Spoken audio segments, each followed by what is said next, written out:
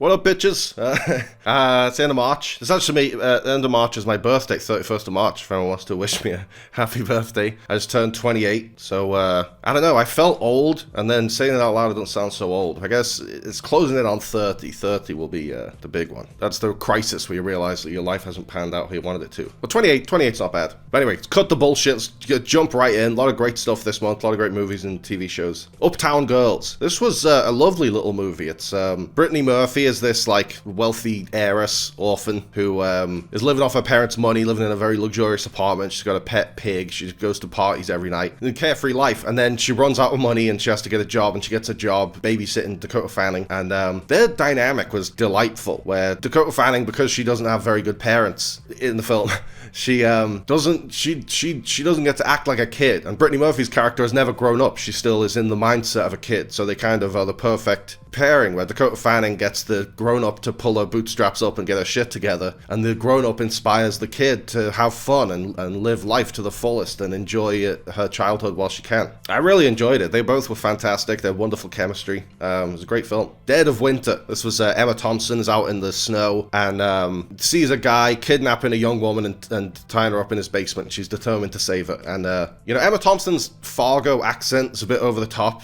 Oh, hey, what are you doing with that girl in your basement there, eh? It was maybe well Canadian, but you know what I mean, where it's like really over the top. But the film itself, it starts off as a pretty engaging thriller. It's an interesting premise that there's this kid in a basement, she's going to save her, but it takes some really stupid twists as you find out why they've kidnapped the girl and everything. And it had a good ending because it wasn't the most predictable ending. It was and it wasn't an ending where there's a lot at stake, and there is it's hard not to spoil it, but it's not just one of those bullshit happy endings where everything works out okay through pure contrivance. It's there was a lot of contrivances in the film, but I like the ending. I think the ending made up for some rocky turns along the way. Ted season 2. I absolutely loved season 1. That was on like 2 years ago, and for season 1 I got screeners and I binge watched. I stayed up all night to binge watch them because I ended up loving it so much, and then watched them all again and again. And season 2 did the same thing. I got screeners so I could cover it and stayed up all night binging it, and it's just so fucking funny. It's like just as funny as season 1, if not more so. And there's so many good storylines, so many like laugh out loud moments. The AI Bill Clinton was definitely a highlight. I've been watching that clip over and over again. It's fucking hilarious. It's such a great show, and I've got my sister onto it now, finally, after 2 years. Family Guy season 24. This is Family Guy's back, and the last like 10 years have been very hit and miss, where every episode has a couple of big laughs, a couple of chuckles, and then occasionally there's a really good one. But I feel like there are no writers left from the early days still so it's like a completely different show now, but it's still a good show sometimes. And my foolhardy sister and I will continue watching it every year until season 52, when it stops being profitable. Shin Godzilla. This was I think came out like 10 years ago. It's kind of an allegory. There was some sort of a natural disaster in Japan, and the government was unprepared for it. The response was, the bureaucratic red tape got in the way of the response, and there was a lot more destruction needlessly than there had to be. And this is like, what if it was Godzilla that the government was unprepared for? And so that's like the lens we see this one through. Godzilla shows up, starts smashing shit up, and the government doesn't know what. The government's got their dick in their hands. It's almost like this was pre-COVID, but it feels like almost like a COVID analogy now. But great visual effects, great, a really creepy new Godzilla design, where he's certainly at the beginning, he sort of evolves into a land mammal. He comes out of the sea like a big fish with big buggy fish eyes, and he looks creepy as fucking hell. And at first I was like, I didn't even think that was Godzilla. I thought that was one of the other monsters that Godzilla's gonna fight, but it was just a really radical change to the design, but I really liked it. Maybe the scariest Godzilla design I've ever seen. The characters and the storytelling was very scattershot and very hard to follow, and gets a lot of bogged down in that political commentary and the government's inefficiency. But overall, it's a very good film. It's not Godzilla -1. That was really the masterpiece that reinvigorated the franchise. But this is a good one. The Bride. I did a video about this, so you can check that out. But it's Maggie Gyllenhaal. I really like Maggie Gyllenhaal's first film she directed, The Lost Daughter, and I was quite looking forward to this because Jessie Buckley and Christian Bale are fantastic. I love the kind of gothic, steampunky kind of visual aesthetic she was going for. But it ends up being the script is very poor. The script is like something a kid in a screenwriting class would come up with when they're trying to be cool and edgy, But I really enjoyed Christian Bale as Frankenstein's monster. That's actually one of my favorite Frankenstein's monster performances I've seen. Not quite as great as Jacob Elordi, but within the confines of this particular film, he does a great job of showing the pathos and the loneliness and the misery of Frankenstein's monster. So he was like the bright spot in what was generally a really shitty, pretentious fucking film. The Fall Guy with the Ryan Gosling and Emily Blunt came to Netflix. I missed it in cinemas. I think I was away when it came out. And it was a fun enough action comedy, you know. Some of the meta stuff with it being about the world of filmmaking is really on the nose and unnecessary. You know, there's a scene where Emily Blunt calls Ryan Gosling and they're in a split screen, and she wants to get his notes on the split screen scene in the film they're making. She's like, hey, when they do the phone call, should we do a split screen? How does that? And it's like, well, it creates visual distance between them, puts them next to each other, but they're not really together. But it's doing all this in a split screen, and it's just like really, you don't need to spend 5 minutes of split screen talking about split screen. That's just like Red Notice level of meta, where it's like, hey, look, we're being self-aware and clever. But Ryan Gosling is endlessly charming. I loved him in this role, and you know, there's some great action scenes too. David Leitch, I believe, directed it, so he knows what he's doing. Lethal Weapon 2, so the director's cut of Lethal Weapon 2, and I think it was last month, maybe the month before, I watched the first one again, and I love these movies. I watched them over and over and over again when I was a kid. And Lethal Weapon 2 is like the rare action sequel that surpasses the original. The original's a masterpiece, but this one's like a double masterpiece. It's, you know, they're having a villain with diplomatic immunity is such a great conceit for a villain, because it means that Riggs and Murtaugh have to work outside the law. They can't just go in and say, hey, you're committing a crime, we arrest you, you're going to jail, because they can't touch him. So that really raises the stakes. It gets a bit darker because it forces them to work outside the law. It's a great fucking movie. It's just been revoked. If I had legs, I'd kick you. I went with my friend Nick to go and see Rose Byrne's Oscar-nominated Turn, and she's fantastic in it. She's incredible in it. And so is Conan O'Brien. He reminded me a bit of Regina Hall in One Battle After Another, where it's someone who is known for having such a big comedic personality and giving such big performances in a great way, that to see them do something more understated and dramatic and not comedic at all is really interesting. See them play against type and see them in a whole different register. But the film itself, I thought Mary Bronstein, the director, did a great job of building the tension and creating the anxiety and the just reflecting like the pressures of motherhood. And it was an interesting choice not to show the kids. Then the kid is just this noise off screen, this burden on her life constantly, but we don't see her. I think if we saw the kid, we'd be like, oh, she's cute. But if we don't see her, she's just an annoying thing that keeps pestering the mom, you know, and we see it entirely through her eyes, which is an interesting device. But I don't know, I mean, the ending was a little bit underwhelming. Me and Nick came out of it going, what the fuck was that all about? But you know, it's a very tense ride, even if at the end you're left thinking, what was the point? Wuthering Heights, there's another one I went to with Nick. We were supposed to go the night that If I Had Legs I'd Kick You was on, but that was like a one night only screening, so we went to that instead, and then Wuthering Heights the next day. Because me and him for months have been planning to watch Wuthering Heights when it came out, because we went to watch Saltburn, so that's going to be a new tradition of ours. We'll go and watch every new Emerald Fennell film that comes out. But then right before it came out, Nick's fucking dad died, so no, it was obviously a very sad time, but he didn't, it was literally like the weekend it came out was like the week of the funeral, so he wasn't up to going and watching Margot Robbie get fingered on the moors.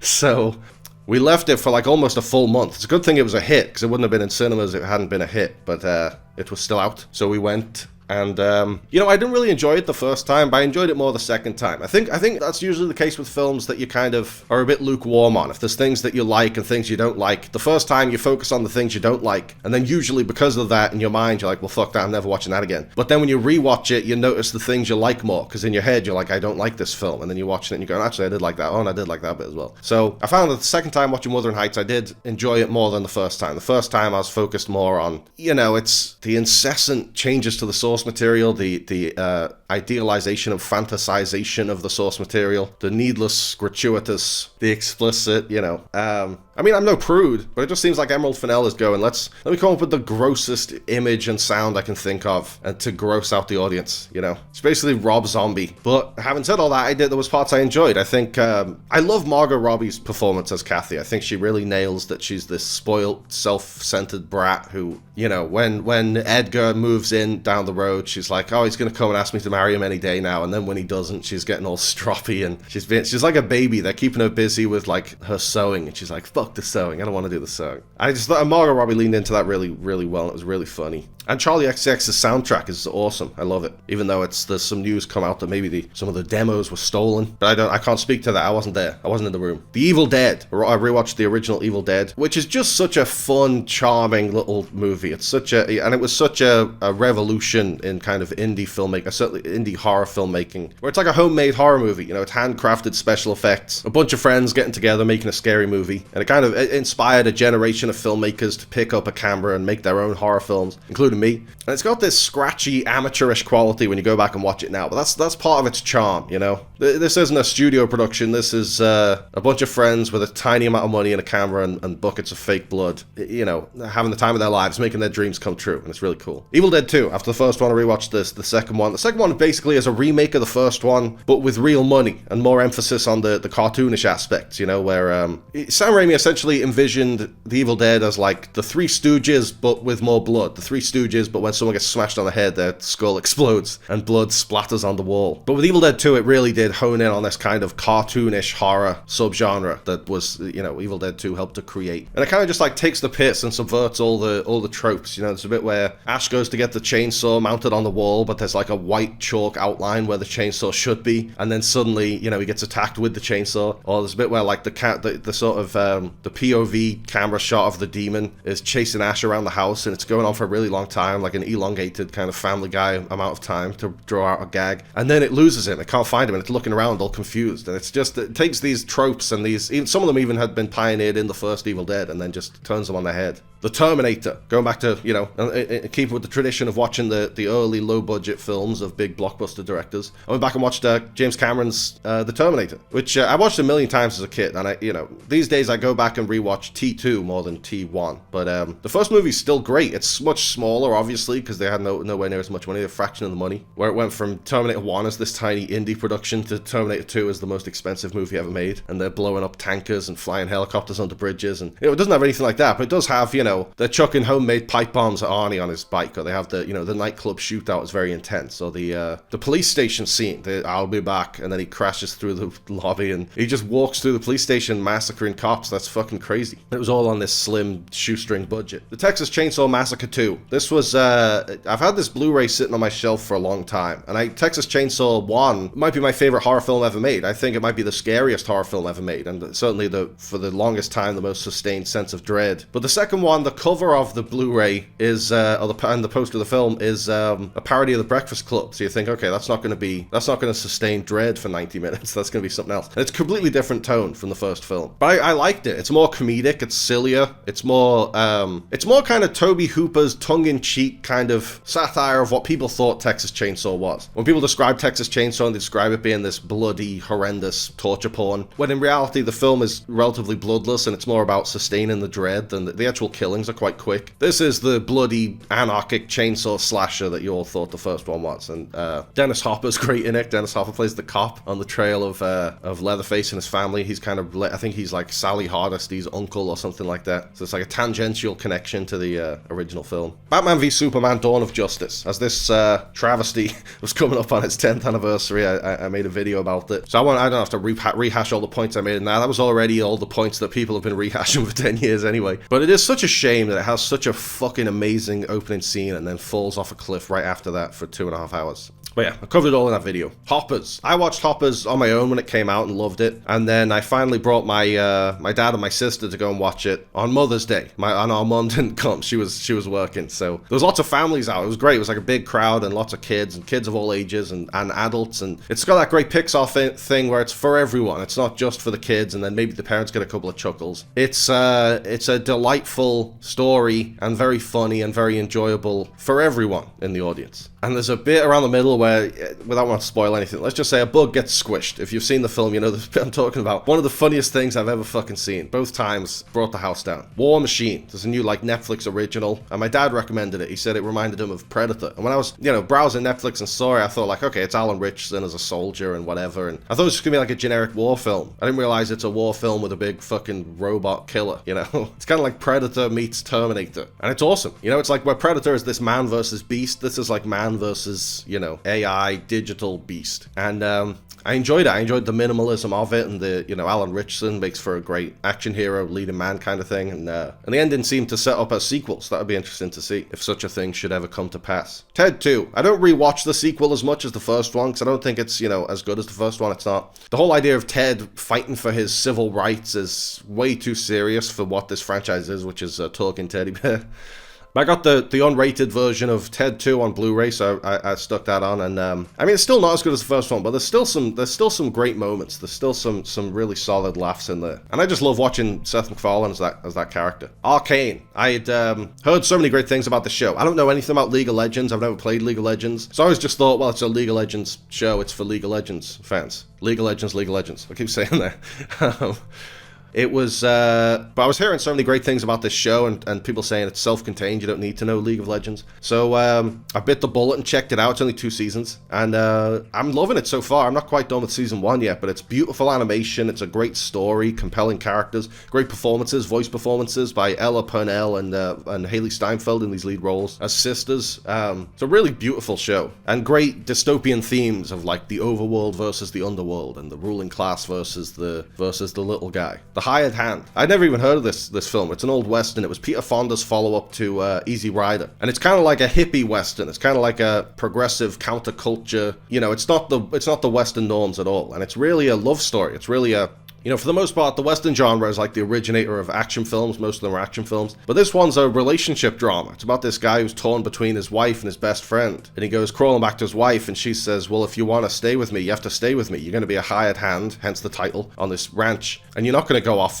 gallivanting on adventures with your best friend. But then his best friend goes off on his own and gets into trouble. And he has to decide, do I stay with my wife or do I go and save my friend? There's an interesting story and like a really kind of unexpectedly tender bromance. A Million Ways to Die in the West. I did one of those It's Not That Bad videos about this one, about how it was panned by critics and bombed at the box office, and I fucking adore it. Because I think it's hilarious. I mean, if this list of March titles shows us anything, it's that I'm a big Seth MacFarlane fan. So I was predisposed to like it, you know, but I don't know, it just is so much fun to mix that absurdist Family Guy humor into a Blazing Saddles style Western spoof. But the critic community at large didn't think so. Project Hail Mary. This is another one I did a video about, and the video is doing rather well. By my standards, it's not doing super well, but it's doing well. Much better than my videos normally do. And I think that's just a testament to how much people are loving this movie and wanting to engage with it as much as they can. Because it's stupid to speculate about these kind of things, but I think we might be looking at a new classic sci-fi movie, a new new E.T. that parents of the next generation will show their kids and be like, I grew up with this. But it's been hard to recommend to people. You're trying to explain the plot to them, and you're like, the son is dying, and then all the sons are dying, and then they can only get there to see the one son that's not dying, but they can't get back. And then he meets a rock, and they become best friends. Every time, everyone I've told to watch the film who I've explained that plot to, they're like, what the fuck? But it's, I don't know, you just have to, and they get up a picture of Rocky and be like, this thing? And it's like, yes, you will love him more than your own child. You just have to watch the film. So I'm sure that was an uphill struggle for the Amazon MGM marketing people. Goodfellas. I can't get enough of Goodfellas. I used to watch it like once a week.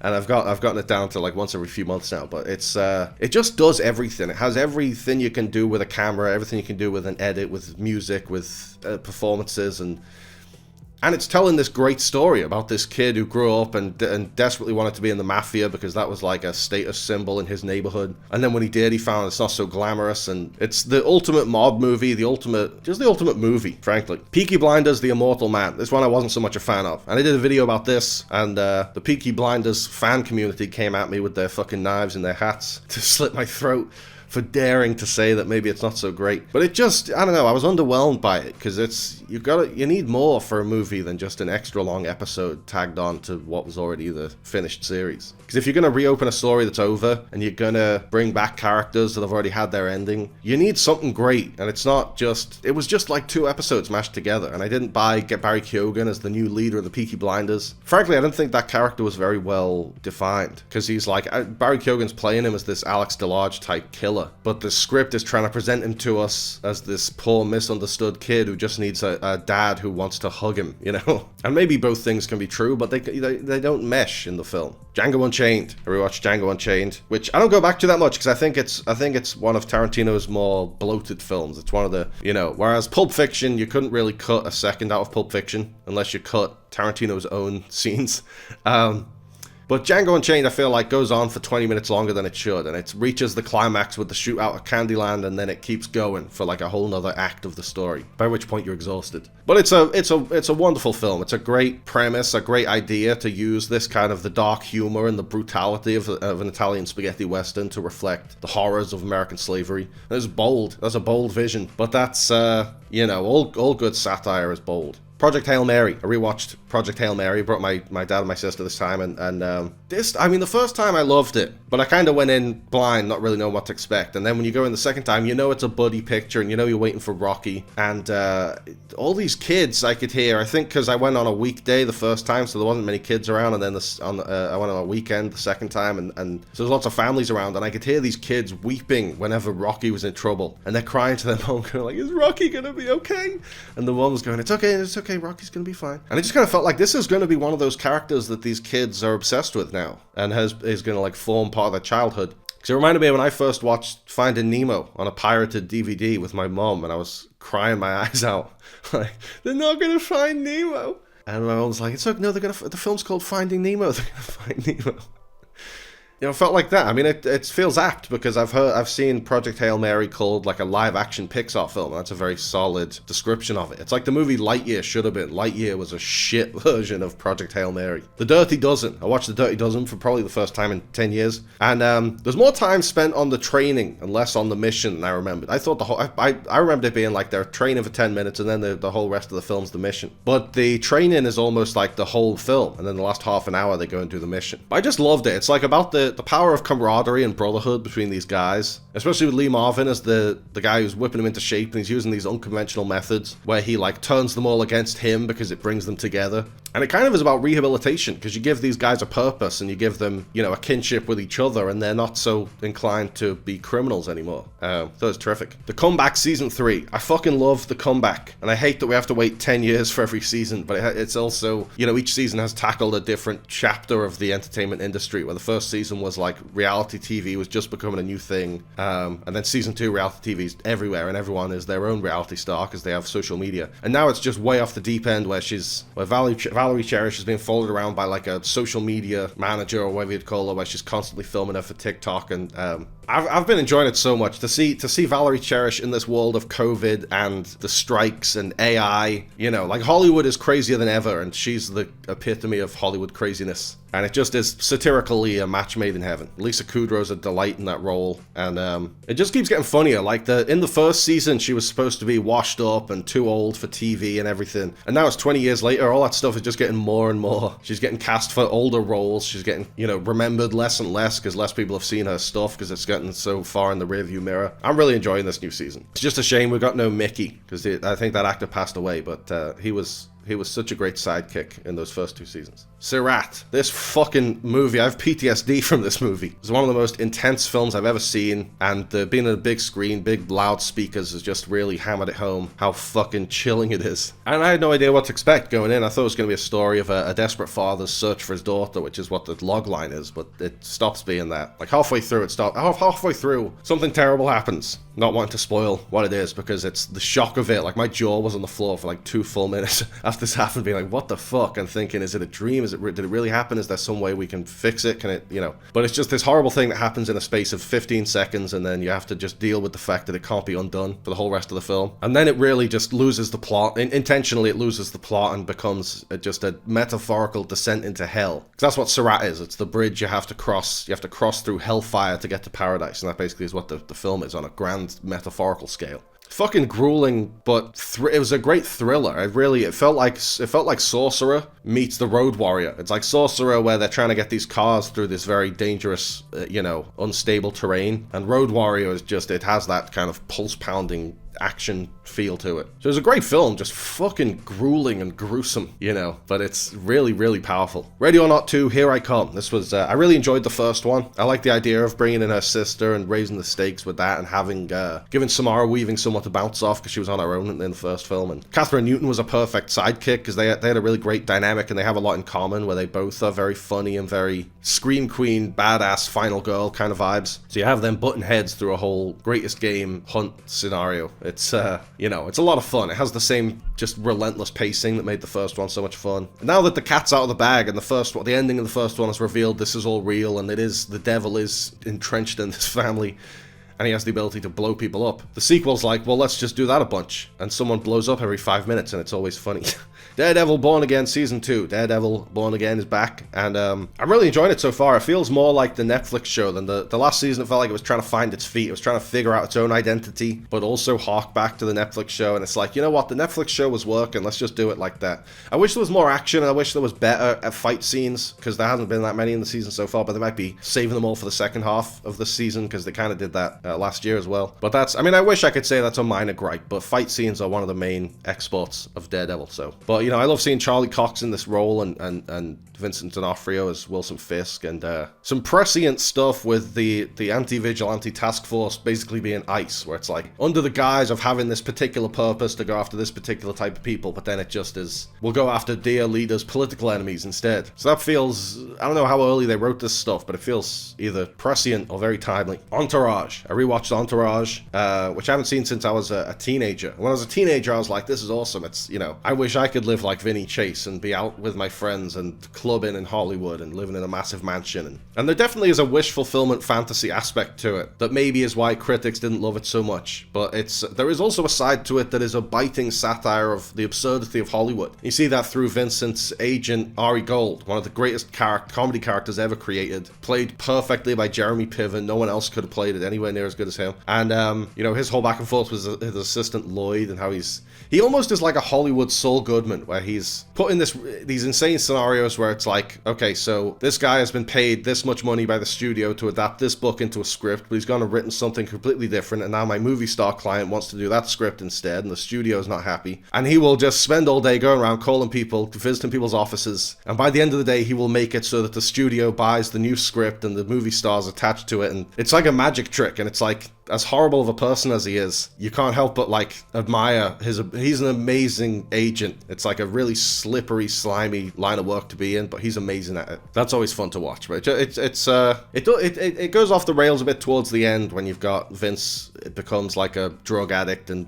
it dates a porn star, and then he goes into recovery and one of his fellow addicts fucking blows his brains out, and it becomes, you know, euphoria. But on the whole, it's a really great show, and I really enjoyed revisiting it, and I'm glad I did. Eraserhead. I rewatched Eraserhead, David Lynch's brilliant first film to do a Dummy's Guide, which has been banned in the US and Canada, so it's that's like 65% of my audience, but whatever. It's YouTube copyright bullshit, but it's just a brilliant, deeply disturbing film. I mean, that you know, that video, if you're outside the US and Canada, you can watch it and see my, you know, my reading of it is the most common reading of it, and it's about the anxieties of fatherhood and about the fears of becoming a dad and not knowing what to do. But then the more I've thought about it, maybe it's about reincarnation. Maybe the baby is the reincarnation of Henry, where the sperm comes out of his mouth and creates because it's such a wild symbolism. But you could, because Lynch famously said it was his most spiritual film and then refused to elaborate on it. So maybe that's it. Maybe it's reincarnation. You know, at the beginning of the film, the baby is born, and at the end of the film, the baby is conceived anyway, and at the end of the film, Henry dies. So maybe Henry dies and is reincarnated as the baby at the beginning of the film. I don't know. It's visually stunning anyway. Lady Bird. Then I rewatched Lady Bird. Two very different directorial debuts back to back. But Lady Bird's one of my absolute favorites. I just love watching this mother-daughter relationship of Saoirse Ronan and Laurie Metcalf. I think it's one of the most realistic mother-daughter pairings I've ever seen in a movie, where I actually believe this is her kid who she's raised, and this is her mom who she hates because she's a teenager. But underneath it all, they have so much in common, and they love each other so much and just struggle to show it. And it's a beautiful film. I adore Greta Gerwig's films, and this one has a very special place in my heart. The Super Mario Galaxy movie. This does not have a special place in my heart. This one fucking sucks.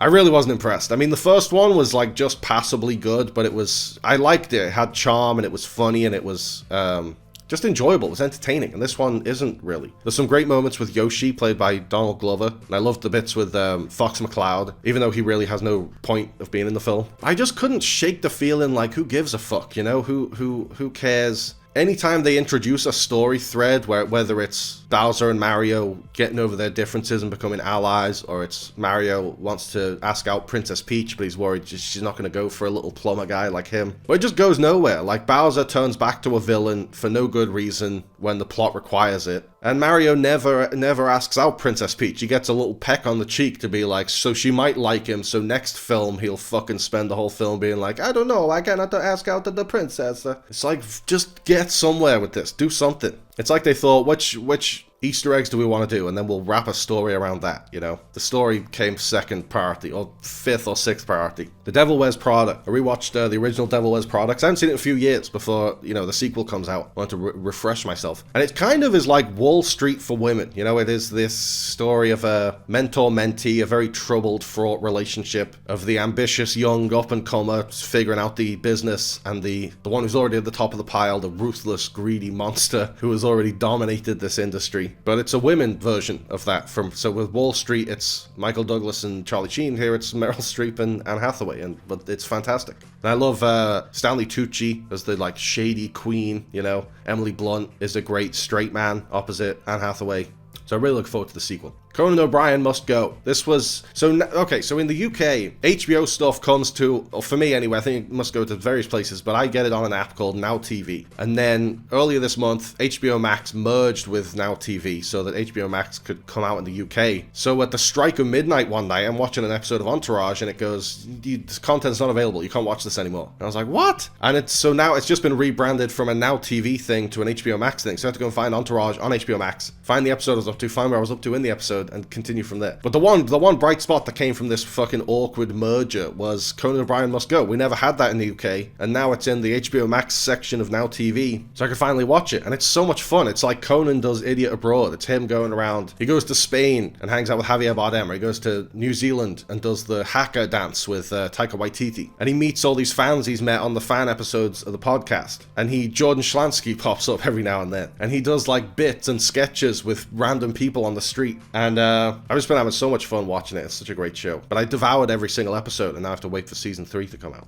The Trip. This was recommended off Conan O'Brien Must Go. And I decided to rewatch it, because I've seen this show a million times, but it just never gets old. It's Steve Coogan and Rob Brydon sitting in restaurants doing impressions and making fun of each other's careers. And I could watch that endlessly. And apparently there's a new one coming out, The Trip to the Northern Lights, and I can't wait for it. The Drama. There's another one I did a video about. And it's also hard to talk about without spoiling it. But this was a movie that was built entirely around its twist. And I think I liked the twist. I thought it was an interesting, not just like for the shock value of when you hear it, because there actually isn't that much shock value when you hear it, and you know, when she says it, it doesn't sound that much worse than what everyone else did. In fact, you could make the argument that some of theirs were worse. But as it goes on, it's the perfect thing to keep nagging at Robert Pattinson, because you could also make the argument, you got nothing to worry about, it's all in the past. And then you could also make the argument, hang on a second, wait, what if that rears its ugly head? You know, you've got the rest of your life to spend with this woman. It just was the perfect conundrum to throw a spanner in the works on the week of the wedding, to throw this wedding into a tailspin and dress it up with the elegance of a nice lavish wedding, but bring the social veneer crumbling down. I just thought Zendaya and Robert Pattinson both gave incredible performances.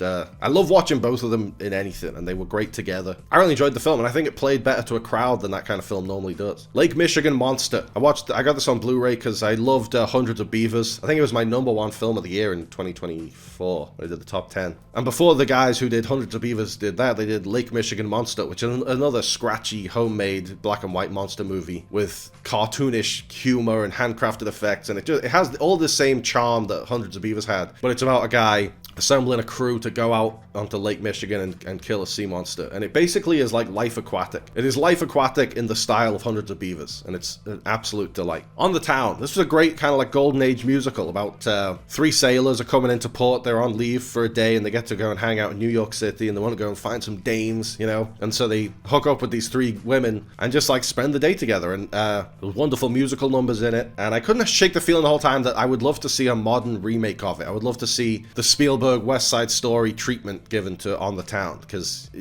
those 6 characters are such a great ensemble of lovable characters, and I would love to see what an ensemble of like multi-talented musicians / actors would do with it if you gave them those roles today. I think Lady Gaga would be great as the boorish taxi driver. Maybe you get Zendaya as Miss Turnstile, because the movie's delightful. The story is timeless, and in fact the wartime setting would feel very timely today. But it's held back by being made in the 40s. It's held back by the trappings of early days filmmaking. So if you just did what Spielberg did, move the fucking camera more, you know, get these big lavish cinematic shots, you could turn On the Town into the next big cinematic spectacle. High Anxiety. This is Mel Brooks's Hitchcock spoof, and it's more hit and miss than his usual stuff, probably why it's not as well known as Blazing Saddles or Young Frankenstein, but there was a great spoof of The Birds with the swarm of pigeons coming down over Mel Brooks and shitting all over him.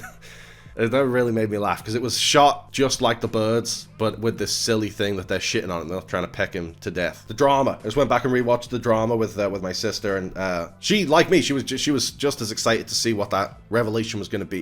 And that's the fun thing watching the film. You go in wanting to know what's the worst thing she ever did, and it gets to that scene nice and quickly, and then it colors the whole rest of the film with this. Again, like, I don't want to spoil what it is, but it makes it a different kind of film than you thought it was going to be. And if anything, it was in A24's best interests not to spoil the twist, because it I don't want to spoil it. It politicizes it a bit. It changes it just makes it about something that you didn't think it was about. But then once it starts exploring that stuff, it's very interesting. And my sister came out and she was like, I don't know, I was a bit underwhelmed. I think I overhyped it. But then for the next 10 minutes, we were discussing it fervently. And she kind of was like, wait, maybe it is a good film, because it's sparking all this discussion and debate. And I think that's right on the money. Like, even if the film is bigger than the shock value of a twist. You know, they could have made it like she confesses that she was a serial bestialitier and she had sex with 200 dogs. And that would be very shocking, but then where'd you go from there? And the twist that it does have, it's able to build on that for the next hour and a bit. And it's this interesting moral quandary to look at from all different angles. But anyway, it's getting harder and harder not to spoil what the film is, so I'll just stop there. And yeah, that's everything I watched in March. Thanks for watching. Let me know if you've all seen any great films or TV shows recently I should check out, or bad ones I should avoid. And I'll speak to you at the end of April. Thanks for watching, guys. I hope you liked the video. Remember to like and subscribe and click on the little bell. And also seize the day and call your mom and be kind to yourself.